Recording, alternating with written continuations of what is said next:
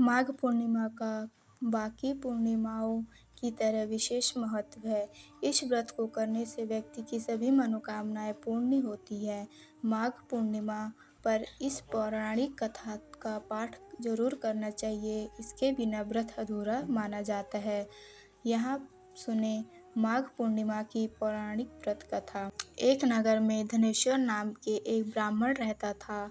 उसकी पत्नी का नाम रूपवती था, जो कि बहुत ही पतिव्रता और सर्वगुण संपन्न थी, लेकिन उन्हें कोई संतान नहीं थी, इसलिए वे दोनों बहुत चिंतित रहते थे।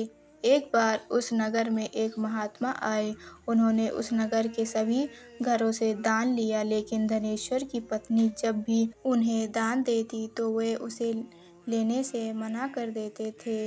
एक दिन धनेश्वर महात्मा के पास गया और उनसे पूछा कि हे महात्मन, आप नगर के सभी लोगों से दान लेते हैं, लेकिन मेरे घर से नहीं लेते हैं।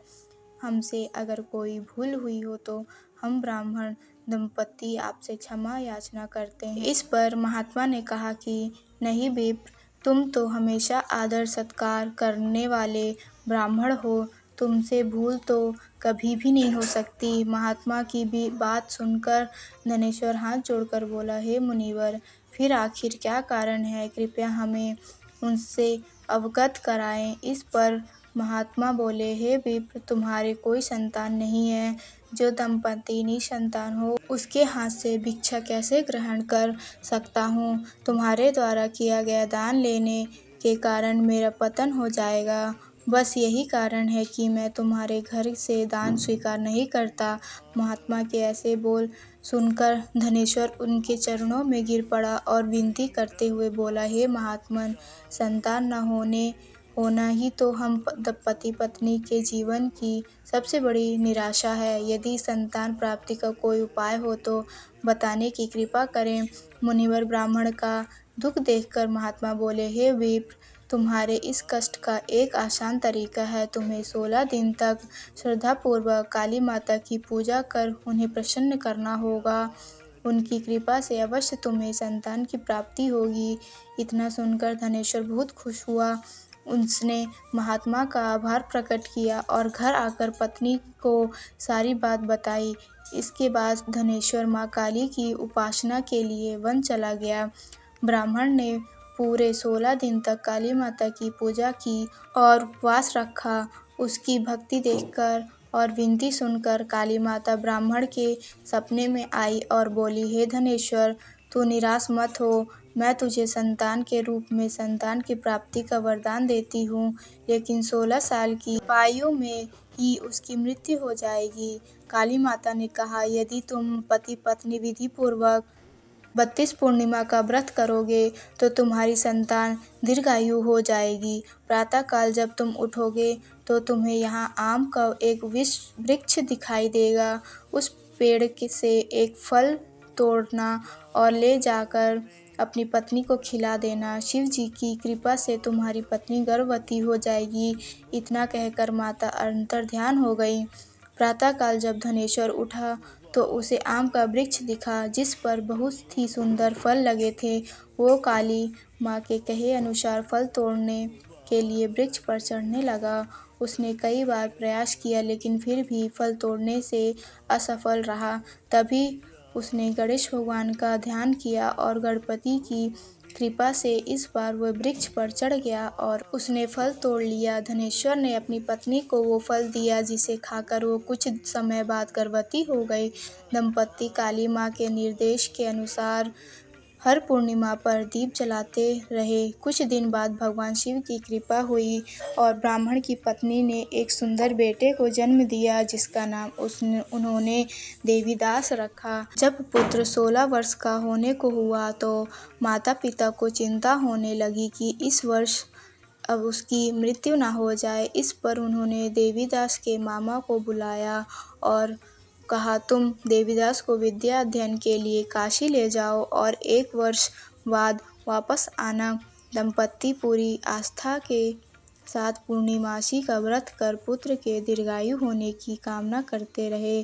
काशी प्रस्थान के दौरान मामा भांजे एक गांव से गुजर रहे थे। वहां एक कन्या का विवाह हो रहा था। विवाह होने से पूर्व ही उसका वर अंधा हो गया। तभी वर के पिता ने देवीदास को देखा और मामा से कहा, तुम अपना भांजा कुछ समय के लिए हमारे पास दे दो, विवाह संपन्न हो जाए, उसके बाद ले जाना। यह सुनकर मामा ने कहा, यदि मेरा भांजा ये विवाह करेगा तो कन्यादान में मिले धन आदि पर हमारा अधिकार होगा। वर के पिता ने मामा की बात स्वीकार कर ली और देवीदास के साथ कन्या का विवाह संपन्न कर दिया। इसके बाद देवीदास पत्नी के साथ भोजन करने बैठा, लेकिन उसने उस थाल को हाथ नहीं लगाया। ये देखकर पत्नी बोली, स्वामी, आप भोजन क्यों नहीं कर रहे हो? आपके चेहरे पर ये उदासी कैसी? तब देवीदास ने सारी बात बताई। यह सुनकर कन्या बोली, स्वामी, मैंने अग्नि को साक्षी मानकर आपके साथ फेरे लिए हैं। अब मैं आपके अलावा किसी और को अपना पति स्वीकार नहीं करूंगी। पत्नी की बात सुनकर देवीदास ने कहा, ऐसा मत कहो, मैं अल्पायु हूँ। कुछ ही दिन में 16 वर्ष की आयु होते ही मेरी मृत्यु हो जाएगी। इस पर उसकी पत्नी ने कहा कि स्वामी, जो भी मेरे भाग्य में लिखा होगा वो उसे स्वीकार है। देवीदास ने उसे समझाने की बहुत कोशिश करी, लेकिन जब वो नहीं माना तो देवीदास ने उसे एक अंगूठी दी और कहा, मैं काशी जा रहा हूँ, लेकिन तुम मेरे हाल जानने के लिए एक पुष्प वाटिका तैयार करो। उसमें भांति भांति के पुष्प लगाओ और उन्हें जल से सींचती रहो। यदि वाटिका हरी भरी रहे, पुष्प खिले रहे तो समझना कि मैं जीवित हूँ, और जब ये वाटिका सूख जाए तो मान लेना कि मेरी मृत्यु हो चुकी है। इतना कहकर देवीदास काशी चला गया। अगले दिन सुबह जब कन्या ने दूसरे वर को देखा तो बोली, ये वे मेरा पति नहीं है, मेरा पति काशी पढ़ने गया है। यदि इसके साथ मेरा विवाह हुआ है तो बताए कि रात्रि में मेरे और इसके बीच क्या बात हुई थी और इसने मुझे क्या दिया है। ये सुनकर वर बोला, मुझे कुछ नहीं पता, और पिता पुत्र वहाँ से वापस चले गए। उधर एक दिन प्रातःकाल एक सर्प देवीदास को डसने के लिए आया, लेकिन उसके माता पिता द्वारा किए जाने वाले पूर्णिमा व्रत के प्रभाव के कारण वो उसे डस नहीं पाया। इसके बाद काल स्वयं वहाँ आए और उनके शरीर को प्राण निकालने लगे। देवीदास बेहोश होकर गिर पड़ा। तभी वह माता पार्वती और शिव जी आए। देवीदास को बेहोश देखकर देवी पार्वती बोली, हे स्वामी, देवीदास की माता ने 32 पूर्णिमा का व्रत रखा था, उसके फल स्वरूप कृपया आप इसे जीवन दान दें। माता पार्वती की बात सुनकर भगवान शिव ने देवीदास को पुनः जीवित कर दिया। इधर देवीदास की पत्नी ने देखा कि पुष्प वाटिका में एक भी फूल नहीं रहा। वह जान गई कि उसके पति की मृत्यु हो चुकी है और रोने लगी। तभी उसने देखा कि वाटिका फिर से हरी भरी हो गई। यह देखकर वह बहुत प्रसन्न हुई। उसे पता चल गया कि देवीदास को प्राणदान मिल चुका है। जैसे ही देवीदास 16 वर्ष का हुआ, मामा भांजा काशी से वापस चले पड़े। रास्ते में जब वो कन्या के घर गए तो उन्हें देवीदास को पहचान लिया और प्रसन्न हुई। धनेश्वर और उसकी पत्नी भी पुत्र को जीवित पाकर हर्ष से भर गई।